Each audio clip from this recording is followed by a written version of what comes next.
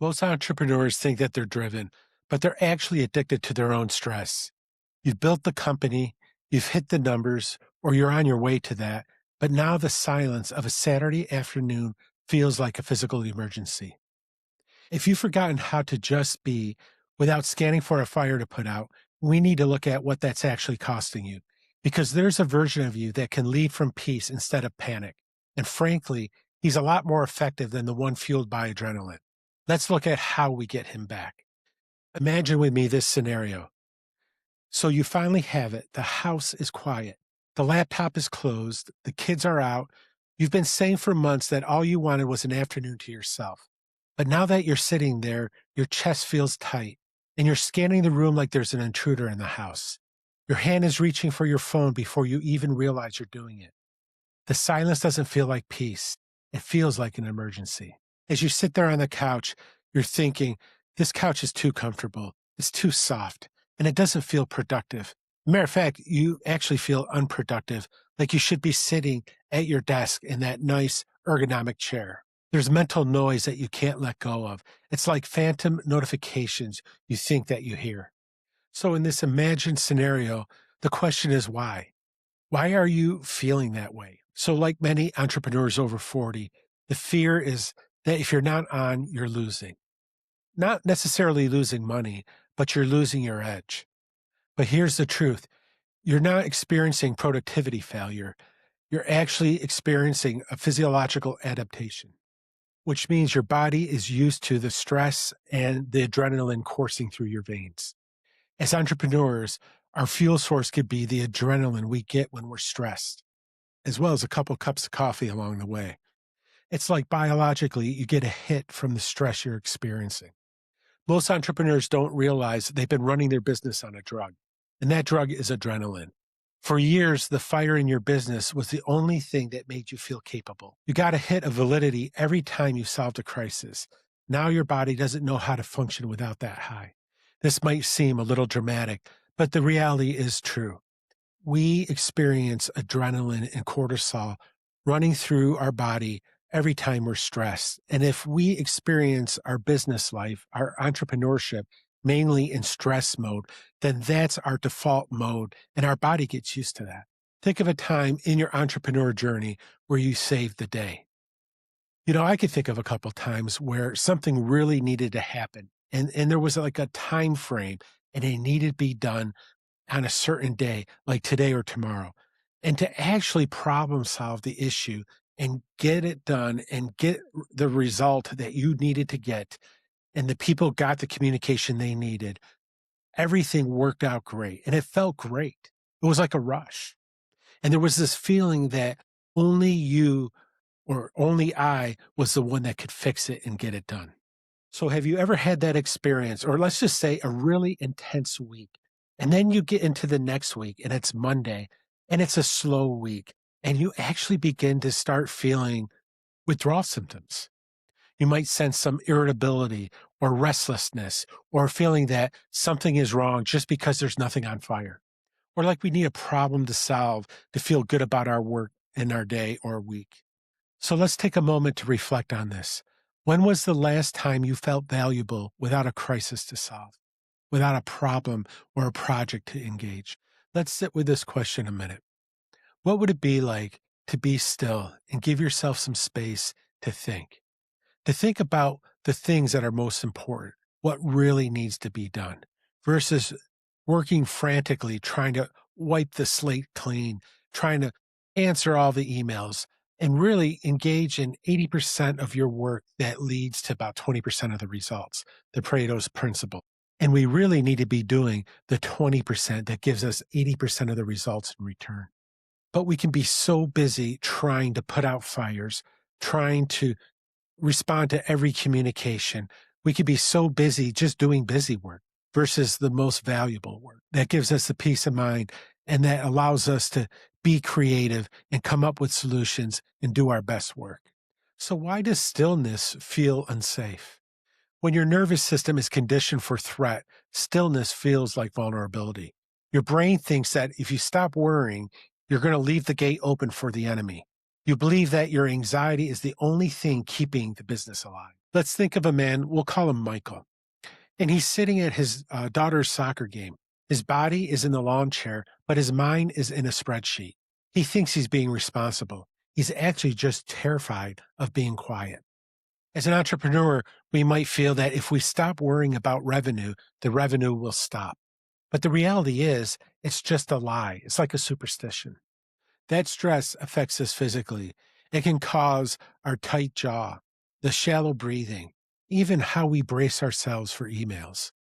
This being on this constant stress mode or threat mode has a deep cost in our life.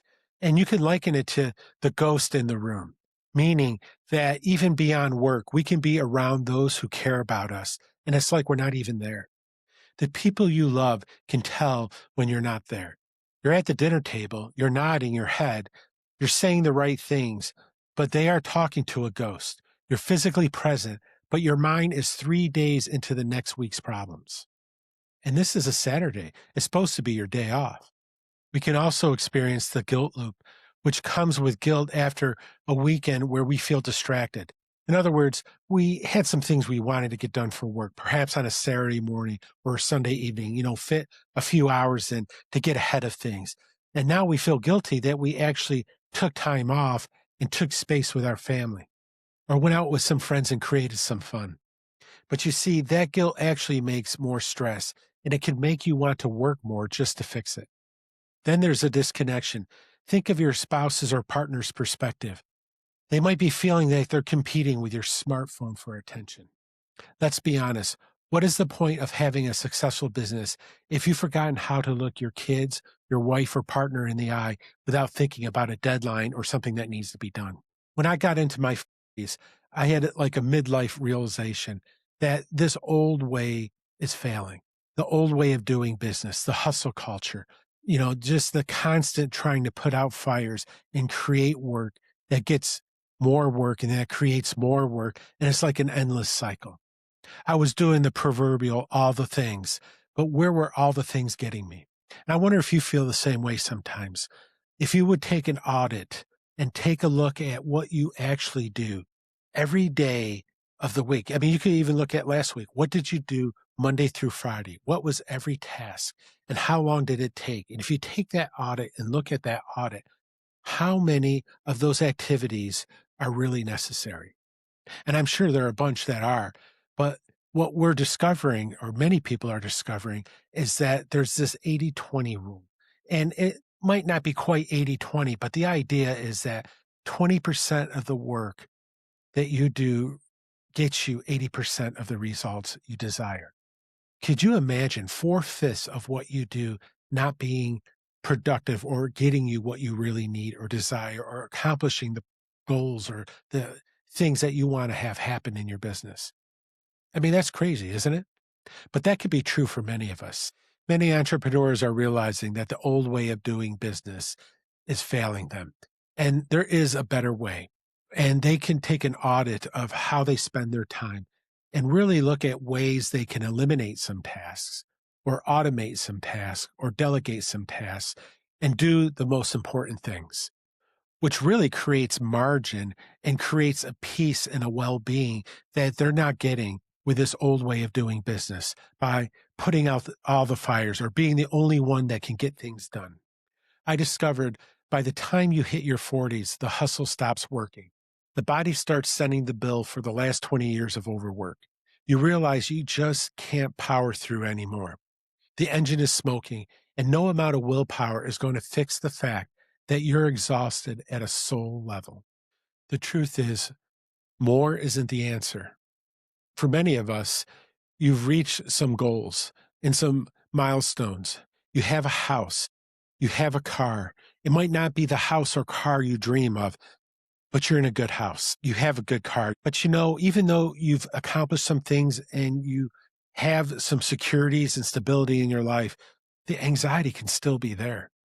So I'd like to introduce an idea of rhythm over hustle. There's the ancient wisdom of rest, and it's not a reward, it's a requirement.